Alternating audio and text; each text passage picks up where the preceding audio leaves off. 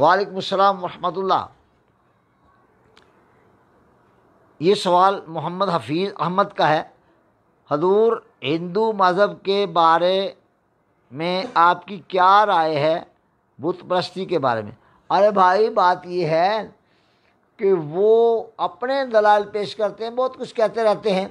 میں صرف یہ کہوں گا کہ میرے آقا مولا سید العالمین محمد رسول اللہ صلی اللہ تعالیٰ علیہ وآلہ وسلم نے جو نظام حیات پیش کیا، یعنی Islam is the complete code of life. اسلام مکمل ضابطہ حیات ہے، سجے کھبے جان دی ضرورت ہی نہیں ہے گی، میں کسی کو کچھ بھی نہیں کہتا۔ اور ہندوؤں میں بھی اچھے لوگ نکل سکتے ہیں، اگر وہ متاثر ہو جائیں تو وہ اللہ والے بن سکتے ہیں۔ بتوں کے آگے سجدہ کرنے کا مجھے نہیں کوئی منطق سمجھ آتی۔ ایک رب کی عبادت کرو، اس رب کو سجدہ کرو، جو مانگو گے مل جائے گا انشاءاللہ۔ اللہ برکت۔ وعلیکم السلام ورحمۃ